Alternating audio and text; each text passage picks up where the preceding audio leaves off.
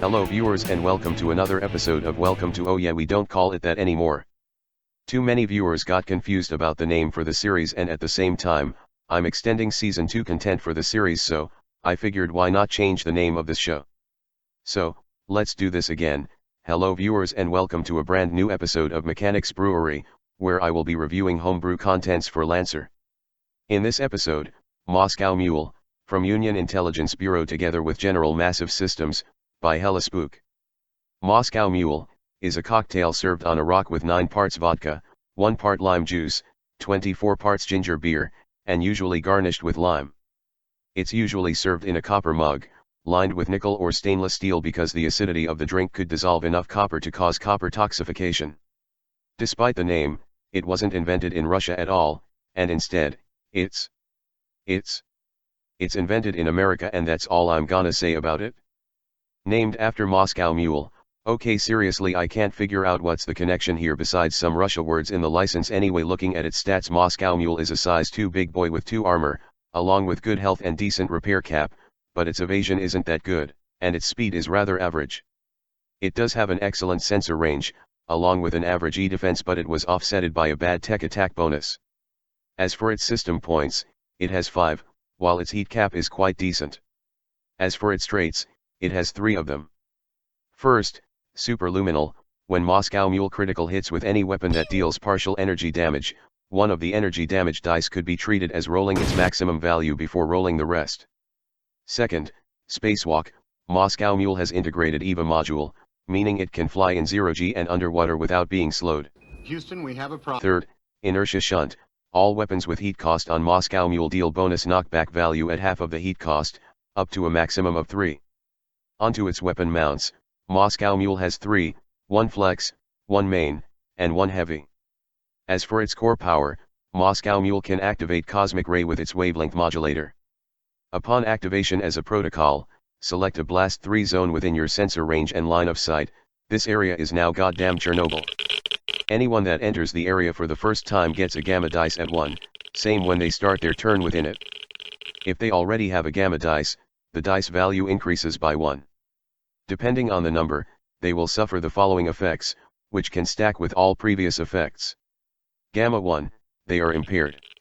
Gamma 2, they take 3 heat at the end of each of their turns. Gamma 3, they are now slowed, and all weapon attacks against them deal +3 bonus energy damage on hit. Gamma 4, they take 2 burns for every space they voluntarily move. Gamma 5, their sensor range is now 0, and they can only see 3 spaces in front of them. Gamma 6, they immediately lose 1 structure. After reaching 6, they will lose the dice, but if they are stupid enough to stay in the zone, they get another gamma dice at 1 again. Anyone suffering from gamma dice can decrease it by 1 with stabilize action, otherwise this lasts permanently. The zone lasts until the end of the scene, or until you take 3 heat to reposition the zone with a full action.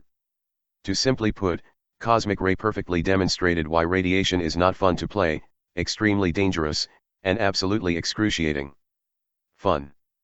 As for the rest of its license, you get telescopic sensor array and gravity crush in the first section. Telescopic sensor array gives your lock-on a bit more kick.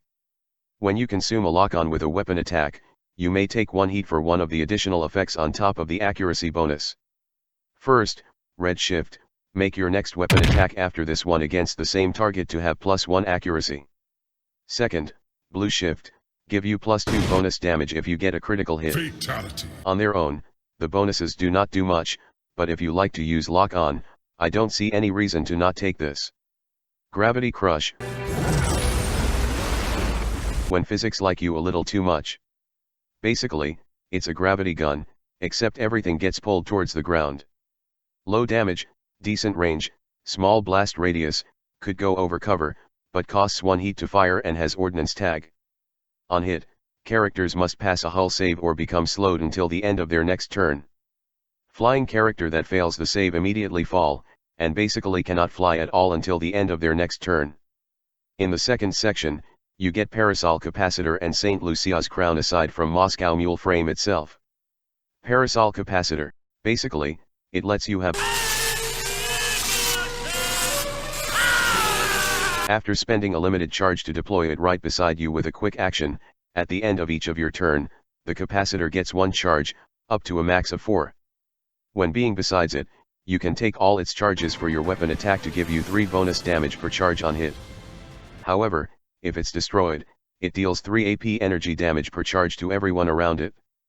Good to give your weapon an even greater punch, but it needs some time to recharge.